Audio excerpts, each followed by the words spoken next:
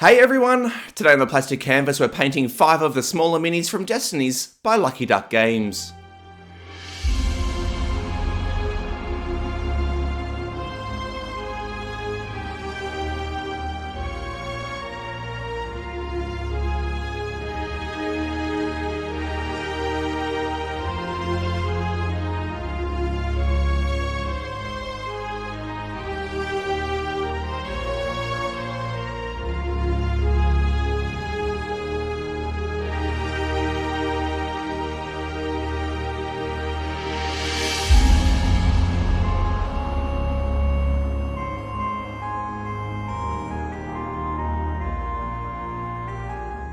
Hey everyone, Matt here from the Plastic Canvas and welcome to the 3rd episode in this Destinies painting series, and today we are painting 5 of the smaller minis from this adventure and exploration game by Lucky Duck Games. So when I first got this game and I was looking through all of the components, I really did and ah about whether I was going to do a video showing how I paint any of these smaller minis or not. Because being so small and there being so many of them, I knew that I wasn't going to be spending much time on any one of them. Also, the smaller a mini is, the less scope there is to do something cool and interesting, which is obviously what I try and include in these videos. But the other big thing though is that as soon as I saw all of these minis, I knew that I'd be painting them to the standard so that they look good in the middle of the table, being seen from the distance of everyone sitting around the edge, as opposed to holding it just a couple of inches in front of your face. But in a video, that's exactly how you see a mini, so I didn't know if they would work in a video or not. So I just kind of shelved that for a little while and I thought I'd paint some of them, see how they look, and then I'd make a decision from that. So the first 7 minis that I painted from this game are these 7 here that you're looking at now, and this is a combination of the characters that you can play as in the first few scenarios and chapters, and just some NPCs that kept coming up. And what I found is that after I'd painted these and they went onto the table, I was really happy with how they looked. Especially when you consider the amount of time that went into each of them, which would have barely been 30 minutes for each. But when I was painting them, I did make some very careful and deliberate decisions about how I painted certain parts to make sure that they looked good in the middle of the table, because that's where I knew they were going to end up. So once I saw how these looked, and it was because of some of those decisions that I made, I thought, okay, maybe there is enough in this to put a video together. And so that's what this is. So in this video, I'm going to paint 5 of these smaller minis, and I'm just going to take you through the basic approach that I take when painting small minis like this, because there's definitely things that you can do to ensure that they look good out in the middle of the table, because despite their size, they are not as easy to paint as what you think they might be. But the obvious caveat to keep in mind when watching this is that these are not painted to a high standard.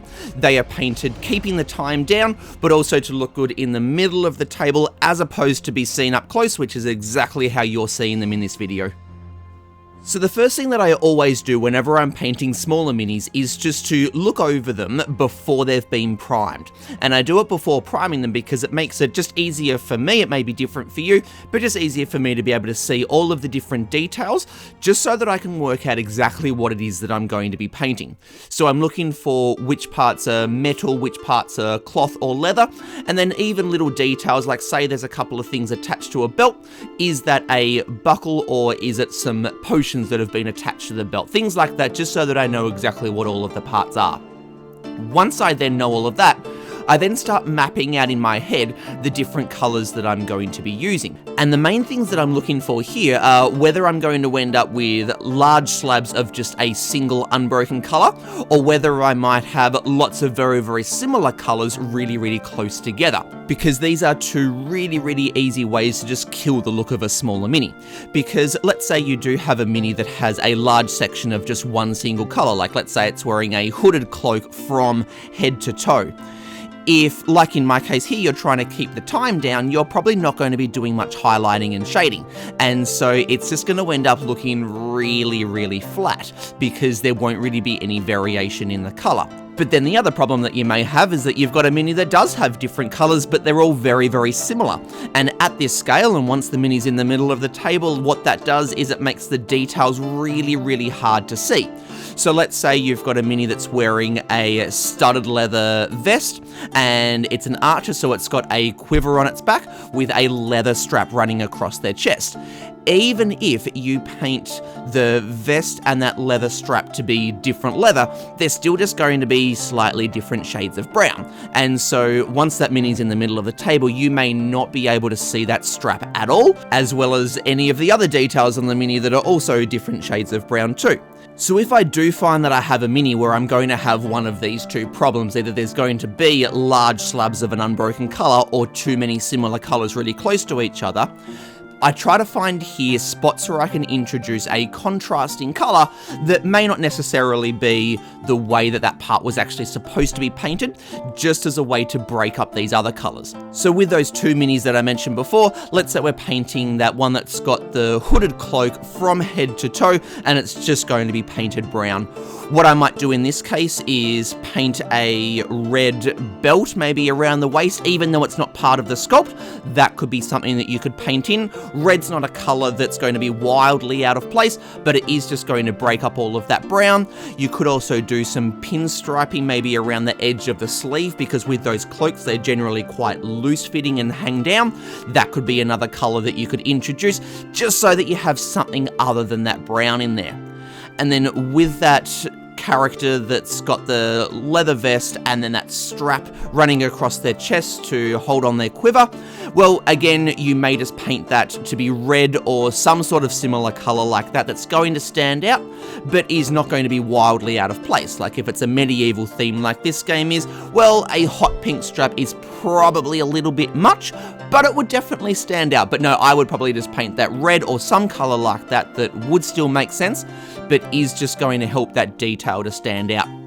So what colours you need to do and where you need to place them is completely up to the particular minis, but it's just about looking for if there's any spots where you're going to have large sections of unbroken colour that are going to look flat, because you're probably not really going to be doing much highlighting and shading. But then also, do you have lots of similar colours butting up against each other, which are going to make all of those details and different parts hard to pick out once it's in the middle of the table. So where do you need to introduce a contrasting colour just to help break it up so that the details can be seen? And then the other thing that I'm looking for when I initially look over the mini before priming it is just which of the details I'm actually going to be painting and which of them I'm just going to be covering up. So as an example with this guy here that you're watching, he has a really, really big buckle on his belt. So I knew that I'd be able to pick that out because it's not too small. But let's say you've got a mini that's wearing a cloak or a jacket of some description that has little buttons in the middle, but to neatly paint those buttons so small that they don't just look like little blotchy splobs sort of things, and splobs is totally a word, it's going to be really, really difficult and take a bit of time and a lot of care. So it may be just something that you just completely skip over and just don't bother painting them at all. Especially when you also consider the size of the detail, and that once these minis again are in the middle of the table, that's probably not even going to be seen around the edge. So I don't think I had that with any of these ones that I've painted in this video, but I know with the first batch that I did, those first 7 that I showed earlier, there was one of the minis that had like this tiny, tiny dagger on its belt, and I just completely painted over it with the clothing color that was around it, because I thought, well, I can paint that dagger in, but it's not going to be seen once it's in the middle of the table. So little things like that, you're just weighing up whether certain parts are worth painting, or if you just completely gloss over them because they're not actually really going to add anything other than time once they're in the middle of the table being used in the game. So a couple of those things that I've talked about so far I can talk specifically to with this guy here, just so that you can see how I applied them. So when I looked over this guy before priming, I could tell that he was wearing a lot of leather, and then he just has those couple of bits of armor over the top. So I knew that I needed to use quite contrasting browns so that they weren't going to just blend into each other. So you can see I used a lighter leather color for his kind of shirt sort of thing that he's wearing there, and then I went to my darkest leather color for his pants and then his belt as well, because I didn't want that belt just hiding into that, cloak shirt sort of thing that he's wearing underneath. Also, just to bring out a little bit more detail, when I painted all of those bits of armor, I didn't just want it just to be looking just totally flat and just plain steel. So I also grabbed that more bronzy sort of color and I painted it around the edge of the shield that you can see there, and then also just around the edge of his pauldrons, just so that it added a little bit extra. I don't really know another way to put it, but it just added a bit extra. And I also used the dark brown wash over that shirt thingy that he was wearing, just because there were a couple of folds sculpted into it, and I thought bringing them out will just add a little bit more depth as well. So you can see just a couple of really simple decisions like that just really help to bring the details out, because that is what I find to be the main thing with small minis like this, is that you really do need to make sure that you're not going to be hiding those details, because I've said it a bunch of times, but once these guys are in the middle of the table, unless you have deliberately painted all of the different parts in contrasting sort of ways so that those details are going to stand out, they are not going to stand out. So all of those things that I've talked about so far have been within just one single mini, but I think when you're painting especially lots of smaller minis like this, you do need to consider how they're going to look as a whole group when they're out on the table, because especially with a medieval theme like this, it's very easy to just paint all of them different shades of brown, and then that's all that you have out on the table. Now that's fine, because thematically that's probably correct, but visually it's not very appealing. So when I'm painting each of the minis, I just consider the colors that I've used for the other ones, and I just sort of think, okay, do I paint this one brown as well, or could I use a different color so that it'll help make it stand out a little bit? And so this mini that I'm painting here is a perfect example of that. I didn't have off memory any artwork for this mini, so I'm not sure what color it was supposed to be anyway, but I painted the main part of its cloak there to be purple, because purple was not really a color that I'd used much on any of the other ones. So this guy, when he's out on the table, is going to be a good little contrast as well, because there'll be other ones with lots of browns and maybe some red and stuff like that, and then this guy out there being purple, just that little bit different. So you don't need to do anything wildly out there. I mentioned hot pink for that strap earlier on. You don't have to do anything like that. Still colors that make sense depending on the theme of the game that you're painting, but just considering how are they all looking as a whole group. Have I used one color too much, and do I need to use something that's just a little bit different so that it's just not a sea of brown, as an example. Now, I think washes are also worth talking about, because for quickly shading smaller minis like this, they can absolutely be your best friend. But I think there's two things that you do need to consider though. The first is whether you're going to be highlighting back up, and the second is that if you're not, how dark is it going to leave the mini? Because when the mini goes back into the middle of the table, if it's really dark, it's going to make those details harder to see. And the obvious theme throughout this whole video has been the impact on whether these details are brought out or not. So if you just want to put down the wash and leave it there, you do need to really consider whether it's going to leave it too dark or not. So with the mini that I just previously painted, the purple one, I put that purple wash down over the main part of the robe, and that made that part very, very dark, but then I highlighted back up to bring out the detail in the folds and things like that. But then the one that I did before that, the guy that was holding the shield and the axe, I put the brown wash down over his leather shirt thing that he was wearing, and then I didn't do any highlighting. But because that leather color was already quite light, that was okay, because it still left some contrast between the underside of the folds that were darkened by the wash and the top parts of each fold that looked like they were being hit by light. So there was contrast there, and so when the mini's in the middle of the table, those folds stand out a little bit more. So definitely washes are a good friend for quickly shading, but I do think you need to consider whether it's going to leave the mini too dark, because it will make those details harder to see.